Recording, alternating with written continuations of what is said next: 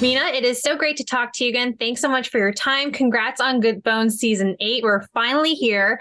It's so interesting to see 8 seasons, and you guys started in 2016. And I'm just wondering, like, do you ever drive in the neighborhood and you're like, I made that house? Like, that is something that I did. Actually, yesterday, so my brother and his sister-in-law, their 4 kids, just moved back. You guys actually saw them on my mom's carriage house episode. They finally moved back from San Francisco, and we were all playing outside yesterday, and he was like, did you do this one? Did you do this one? I was like, and our neighbors are there who were in season 1 and still live in the house. And I was like, they're actually a season 1 house. And these 3 on the block are ones we did before the show even started. And I get, like, when you look at it that way, it's cool, but it's just not something that I think about, day to day. So I think it's something to be really proud about, because you are like seriously rehabilitating the neighborhood. It looks so good. There are so many different homes that need that help and that love. And like for you to like just dive in there and just do what you do is awesome. I do feel like every season really levels up in terms of design and approach. So I'm wondering, what can fans expect from this season with the renovations? And I know there's always a little bit of drama, some catastrophic situations happening. So what can we see? A lot of the same, as far as there's always drama, things always go wrong. But you're so right about the design. When I look back on like my very first house, I am so glad that those pictures don't exist anymore on Facebook, because I'm not like trained. I guess I didn't go to school for design, and it's something that I've developed over the last, oh my gosh, it's like a decade and a half now. I feel old. So a lot of the designs we do some really unique, cool, like custom builds with the Iron Timbers boys that are ones that I've wanted to do for a while. We've got like some secret doors and custom furniture and cool things like that. So I'm excited for everyone to see. Yeah.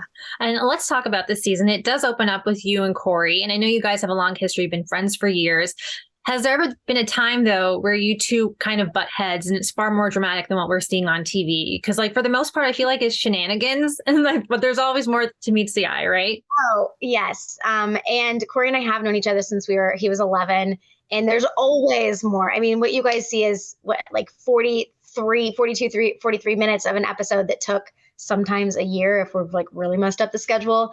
And there are plenty of times where it is more shenanigans than is on camera. So Corey knows how to push my buttons. I will say that for sure. You guys are fun, though. This premiere episode was so fun to see you. Like, there's like a different dynamic, I think, when we see you guys. You've seen the premiere and I haven't. Yeah, I always get access. I don't know. How do I get the first episode? It's really good. I think HGTV, you guys got to hook her up. And, right. Yeah, a lot happens behind the scenes, and sometimes those things, they don't get added in. So is there anything that happened this season that the cameras, will not be showing us, but you wish viewers got to see, or even if, because you haven't seen this season as yet, maybe something from last season that you were noticing? Yeah, well, I think a lot of people have questions, even since our announcement, so many questions about mom's retirement and, Corey and Tad's position in the company, because it's a little confusing because there's not time. Like, you don't get to see a before and after beautiful reveal if we're talking about everything that goes on in our lives, and we are like so dramatic. So there's lots of things, but trying to clarify with people like mom did retire from the company a few years ago, but she's still part of the show and does the landscaping and things like that. And Tad and Corey actually haven't worked for my company for a while, but they still have a presence on the show. So hopefully it's not too confusing to people. We're all still together, but in different ways as far as how the business is set up. Yeah. And I think it's interesting too, because the show is filmed across months and we're seeing it in 40 minutes. And so you're filming like sometimes like those asides, after maybe 2 months, but like the filming is for like the renovation. So there's a lot of like weaving together, a lot of scenes. Yeah. So it makes a lot of sense. What I do love though about the show is that it's also very educational. It's not just for the structure of the home, though. It's like what the home can do for you. And I loved in this premiere episode, we got to see the income unit. Like, we got to see what it was look like, what it could, become, how we make it. When it comes, though, to, creating a specific type of home that benefits the buyer, what are some of the things you have to consider to set this property apart from like a regular home? Like, I have to say, though, that the upstairs was really well done. It's like NYC vibes. I loved it. So that was so fun. And it was really cool to be able to have them come back and see it. I don't know. I don't think it talks much about it, but that the couple actually reached out to us personally because they knew we wouldn't tear the house down. And we had a very honest conversation. And I said, look, I can spend this so I don't lose my butt on the renovation. You could probably get more from someone else. They might tear it down. So it was amazing that they decided to chose me to do the property. But I think the biggest thing I'm seeing, setting properties aside, which I wish it was an easier answer. I wish it was like farm sink versus, undermount, but it's having an income potential suite. And being able to, if you have the forethought and you're doing a design, even if you're not making an income suite now, but having that thought process in the long run. So even when mom renovated her house, she wanted a big loft upstairs. And I said, whenever you sell this, you need this fourth bedroom or third bedroom. You really need this. So we laid out the can lights. We did everything in a way that that space had a closet. It had egress windows, and you could pop a wall up with a door, and it created the needed third bedroom for resale.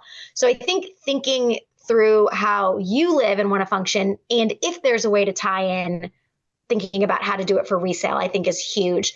And the income suite is like the newest. It's not new by any means, but I think particularly through COVID and post-COVID, with people's living situations changing so much, people have really seen the benefit in having that option, whether it's to rent or to use as a home office.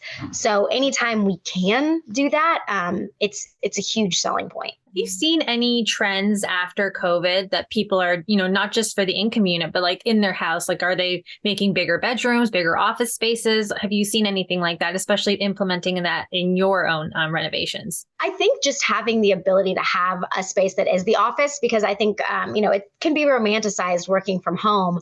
But if you don't have a space that you're working from, like we've moved Steve around a million times. He was working in the garage and he was working up here, and trying to like identify the space that works while you have kids that are coming and going from school or camp and all those kind of things. Like it's not as easy as just plopping down on your couch in your PJs and working. So I think people looking for a home, like we need 2 bedrooms, but we want a 3 because we need this to be a dedicated workspace, is definitely something that is more asked when people are looking for homes. Mm-hmm. I think it is also worth noting in this premiere episode, it's probably just the way that the episode was edited and structured, but there isn't a lot of mom. There's not a lot of Karen in this episode.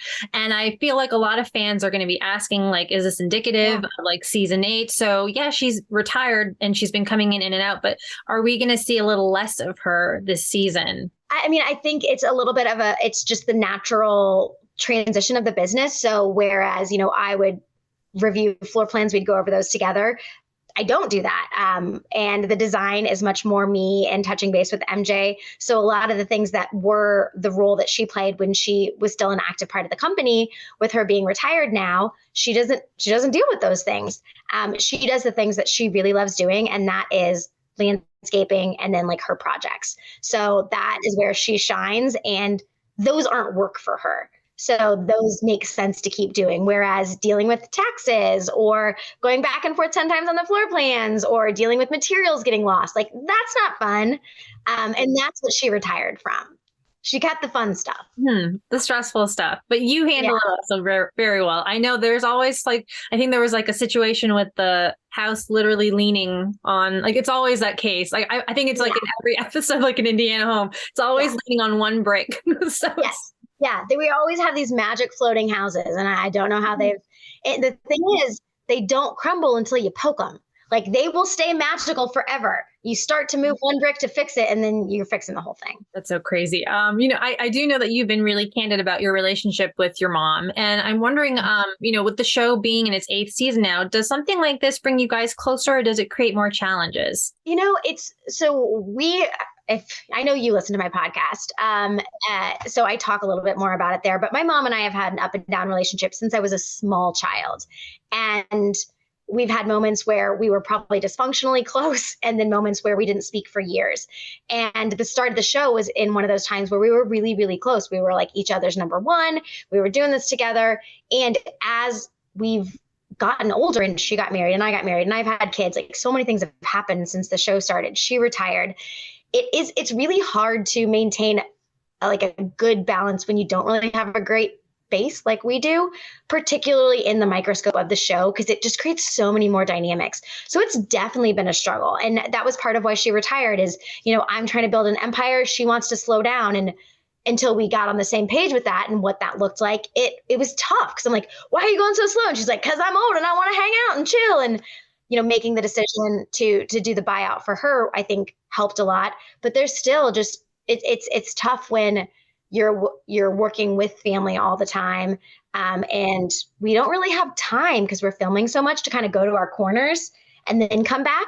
So you don't have that debrief moment where you can talk yourself through, okay, this is what happened. This is reasonable. It's just go, go, go. So when we get a break, we kind of all go to our corners and are like, we're kind of butt heads. Let's figure out how we move forward from this. I will commend you about this, but being a woman in construction is one of those things. It's like it breaks normative tradition. And I'm actually really happy to see HGTV leads the way on like women-led construction shows, a lot of renovation shows. I want to know, like, what have you learned about yourself in overcoming what I imagine is obstacles and implicit gender bias in the field that is so prominent? I mean, unfortunately, it's just getting older and caring less, because it doesn't go away. You're not going to change people because they don't even know that they need to change. A lot of them don't even know they're doing it.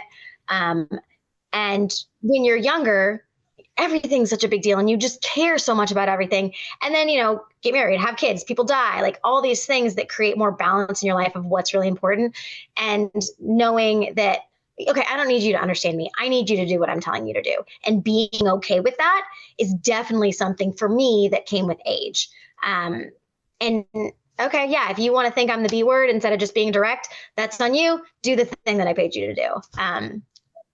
And that's just kind of how I deal with it. Yeah, because I can imagine it's a lot. Like, you see, even like when we're just driving down the streets, like construction workers are outside. You see also people building homes, it's men.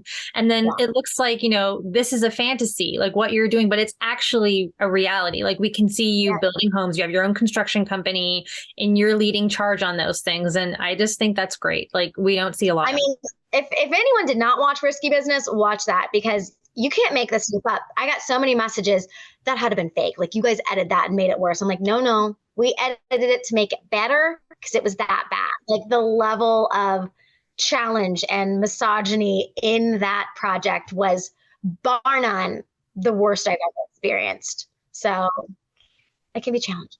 Yeah. And speaking of challenges, I know social media is one of them. I know that you get a lot of keyboard warriors, but you're so smart at navigating and like creating boundaries and stuff. But, sometimes they will overstep. And I know that one of them, I think last week, I think you had to block, or was it a couple of days ago, but they deserved it. So, how do you deal with that? Especially since you are getting, bigger on social media. There's a lot more followers now and you're becoming a prominent figure, I think, again, when I was younger, like you're counting those likes. And then when the show starts, you're like, how many people loved it? How many people said they hated it? All those things where everyone else's, like their outside opinions hold so much weight. And I would never block anyone because then I would lose a follower. And like, you want the most amount of followers. Like when I broke 600,000, I was like, oh my God, I've lost like 4,000 followers in the last week. It goes up and down. It's so random. I don't know the algorithm. But I got to the point where I was like, this isn't like, you clearly don't want me in your life. I annoy you. I upset you. whatever. And I don't need you in mine. So let's just not. And it was very liberating to change my mind and be like, if you can't be here and be a normal human, then you don't get to be here. And that's fine. And if that matters, if that means I drop under 600,000 followers, it's probably better because those people are following me because they're actually interested in what I have to say and not following me because it's the train wreck that they're following and they're hate following it or whatever it is. But again, something that is like new to that I'm aging into. I don't know if I'm aging into it gracefully, but I'm doing it. You're doing great. I mean, a lot of times I feel like a lot of fans, they think you're just the one thing, but you are also a mom. You're somebody who has interests. You love Taylor Swift like me. Like there's a lot of things that you are more than just, this one job. So I feel like, you're doing a great job navigating it. And like, who cares about the haters? They're haters for a reason. Well, and I think that was a big reason I wanted to do the podcast, is because while the show is 100% all of who we are, it is a small part because it's 42 minutes of such a big amount of time. And it's been really interesting to see the kind of change over to people that follow me versus who are converted as listeners, because it's upsetting to some people because the HGTV, what they're so good at is telling this amazing story. There's going to be ups and downs. It's going to be a roller coaster, but it's going to end happy and you're going to have a beautiful reveal. And that factually happened. And a lot of other things happened that aren't tied up in a pretty bow. And like I was saying in a previous interview, like I watch the Kardashians because it's kind of mindless and it makes me feel like my life's not so crazy. So if they all of a sudden changed and like weren't being a disaster, I'd be like, I don't want to watch this anymore. So interesting seeing the different people who are drawn to the different available content that they can consume. I love that. But before I let you go, I know you've worked on more than like 100 homes since since you first started the business in 2014, 2015. Well, the first house was 2007 and the business was established in 2009. The pilot was 2014. Right. Okay. So I'm wondering if there's anything about these renovations that still continues to surprise you. I mean, the magic floating houses every time. And I know it probably seems like, oh, they've seen this a million times. It is still always shocking how some of these houses are standing. And just, I know so much. I've had so many experiences in this construction world, and that I still have the ability to royally screw things up or have a contractor I'm like, we've done this. Why are we doing it again? Did we not learn from the last thing? So the ability for things to go awry is still shocking with how much experience I have. Well, it's great. I love the show. Yeah, it's a little bit maybe, but I mean, like, there's so much that you've learned, and I think that's something to be really proud about. And it's something like you set an example for other women. I know that's not something that you intend to do, but there are a lot of women I know that look up to you also, and so that's something that you should be so proud about. But I'm so happy to talk to you. I always love talking to you, Mina. Thank you so much for your time today. I'm so excited for season 8 of Good Bones. It premieres August 15th, and it will stream the same day on Max, and it'll be on HGTV, of course. But Mina, thanks so much. You have a good one. Thank you. I always love talking to you.